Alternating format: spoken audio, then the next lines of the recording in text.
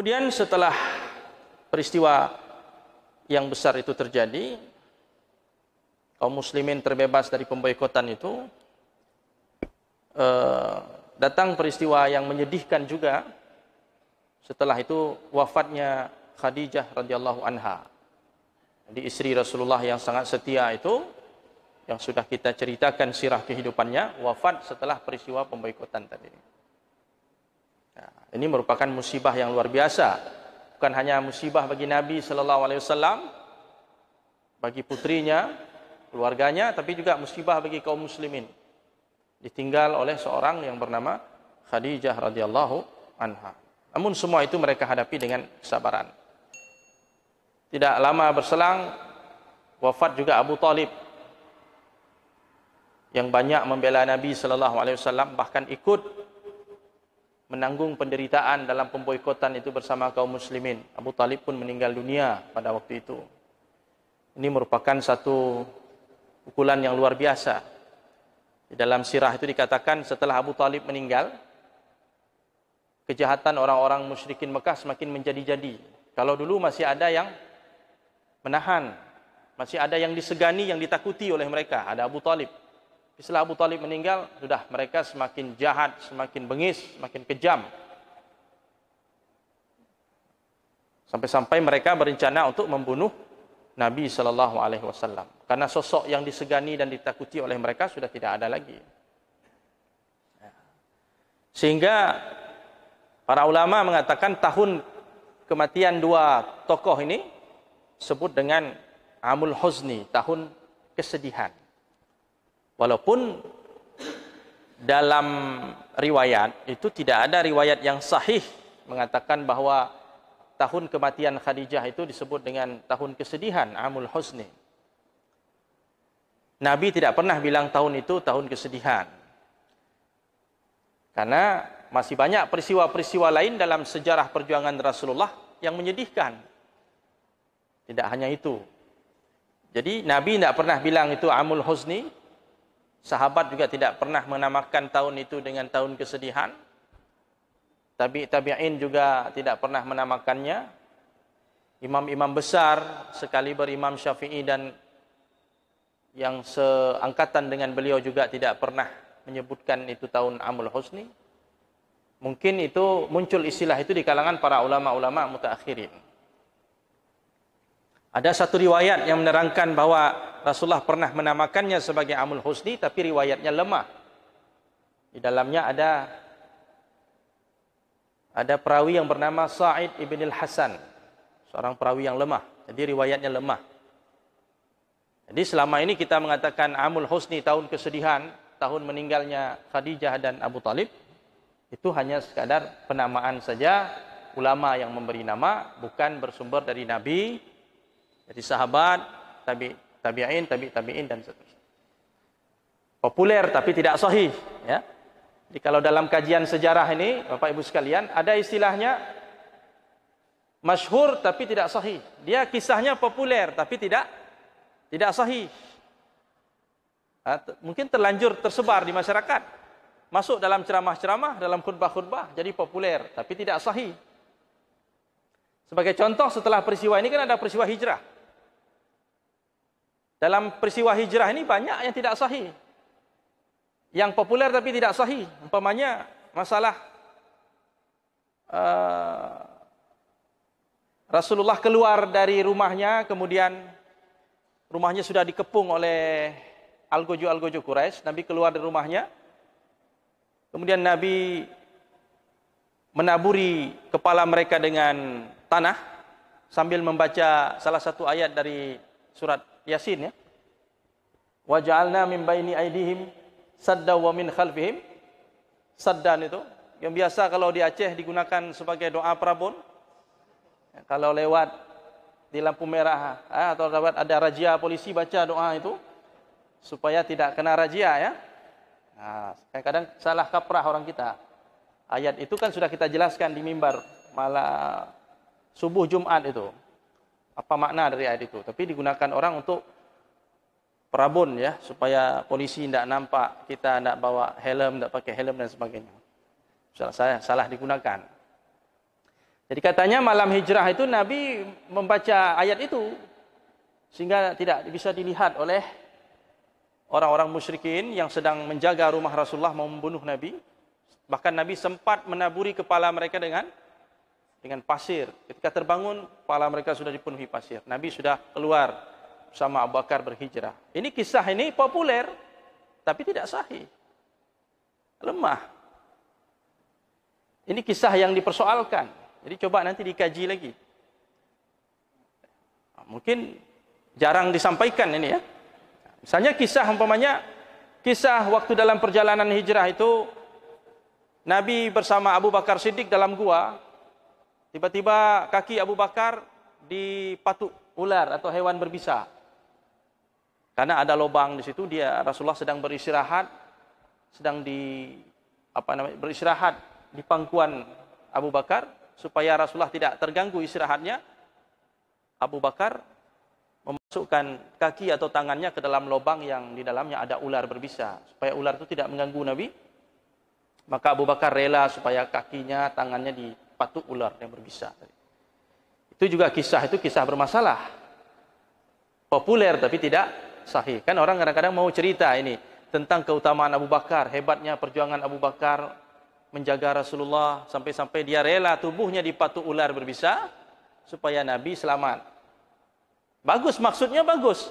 Tapi ketika menggunakan kisah ini, nampaknya kisah ini perlu dipertanyakan. Jadi sudah digugat oleh para ahli-ahli hadis tentang kisah itu. Kisah Nabi di dalam gua, kemudian setelah Nabi masuk gua, ada laba-laba yang membuat sarang ya.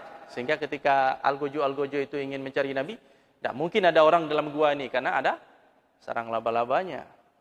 Kalau ada orang masuk pasti sarangnya rusak. Dalam kisah itu kan Nabi masuk kemudian laba-laba membuat sarang dan di situ ada dua ekor merpati yang sedang bertelur. Tapi tidak bergeming, tidak terbang, menunjukkan di situ tidak ada orang. Akhirnya Al-Gojo tadi pergi. Ini juga kisah yang bermasalah, populer tapi bermasalah. Tidak sahih. Ada juga kisah ketika orang-orang musyrikin tadi bermusyawarah ingin membunuh Nabi, tiba-tiba datang iblis dalam wujud seorang orang tua yang ikut dalam rapat itu. Dialah yang mengusulkan bahwa Nabi ini jangan sekedar diusir dari Mekah, tapi dibunuh saja. Karena kalau Nabi diusir, nanti dia pergi ke negeri orang, dia sukses di sana, dia bisa menghimpun kekuatan besar, kita bisa dikalahkan olehnya. Karena Muhammad ini bisa mempengaruhi orang. Jadi jangan sekedar diusir. Tapi bagaimana? Supaya kita selamat, aman, dibunuh saja. Caranya bagaimana? Nanti kalau dibunuh, Bani Hashim pada nuntut balas. Caranya, ambil dari setiap kabilah. Kan banyak tuh kabilah di Mekah. Ambil satu pemuda yang paling gagah, yang paling kuat dari masing-masing kabilah. Kepada pemuda-pemuda itu berikan pedang, terhunus. Ketika mereka membunuh Muhammad, bunuh sekali tebas. Semua pedang sama membunuh tubuh Muhammad. Sehingga darah Muhammad mengenai tubuh-tubuh mereka. Jadi di tubuh pemuda A, B, C, dan D ada darah Muhammad. Masing-masing pemuda ini berasal dari kabilahnya masing-masing. Ketika Bani Hashim menuntut balas, tidak mungkin sanggup melawan semua kabilah yang ada. Akhirnya mereka menerima diyah, menerima tebusan dalam bentuk harta. Ya, 100 ekor onta ditanggung sama-sama oleh kabilah-kabilah yang ada. Yang jelas, pemuda tadi nggak akan dibunuh, diqisas. Kenapa? Karena Bani Hashim harus berhadapan dengan bani-bani yang lain. Itu usulan dari Abu Jahal dan disetujui oleh iblis tadi, yang menyerupai diri seperti seorang yang tua. Itu kisah itu populer, tapi bermasalah juga. Kisahnya lemah. Masalah Asma binti Abi Bakar mengantar makanan ke gua Thur ya, tempat Nabi bersembunyi. Ketika itu dia sedang hamil katanya. Kemudian dia naik seorang diri ke sana mengantarkan itu. Itu juga kisahnya populer tapi tidak kuat. Kenapa begitu? Karena bertentangan dengan kisah yang sahih. Yang sahihnya bahwa yang menyiapkan makanan itulah Asma dan Aisyah sebelum ayahanda mereka, Rasulullah dan ayahanda mereka pergi keluar untuk bersembunyi.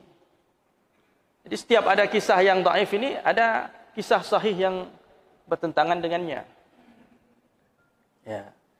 Termasuk ketika Rasulullah sampai ke sana, hijrah sampai ke Madinah, disambut dengan Tala'al Badru alaina. Ini juga kisah yang populer tapi tidak sahih, tidak benar dan perlu dikaji ulang.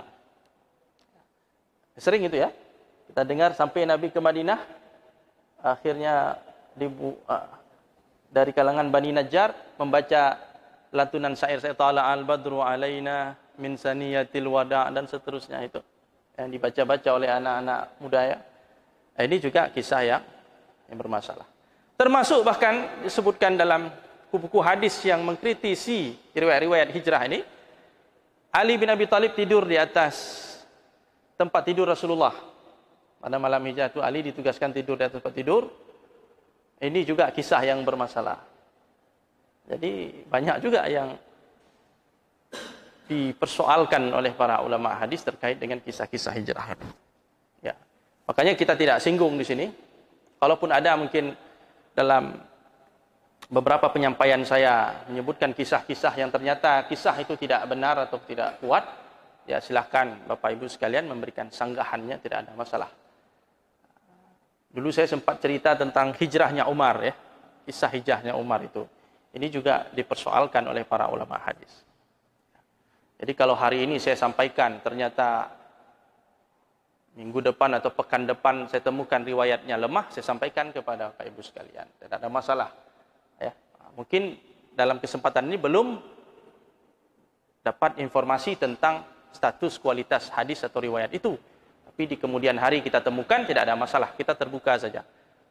Jadi silakan saja nanti Bapak Ibu umpamanya, Ustaz pernah bilang kisahnya begini-begini. Ternyata kisah itu lemah, ternyata kisah itu tidak benar. Alhamdulillah, itulah satu masukan yang luar biasa. Di sini sama-sama kita belajar memberi dan menerima. Ya, jadi tidak semua yang saya sampaikan itu belum tentu benar. Mungkin yang sekarang saya sampaikan seperti itu yang saya ketahui.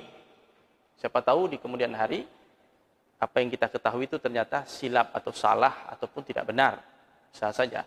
Nah, betapa banyak kisah-kisah yang seperti tadi itu tersampaikan di masyarakat luas, publik, ya, tapi ternyata kisah-kisah itu tidak kuat, ya, untuk menjadi sebuah informasi sejarah yang bisa kita pertanggungjawabkan.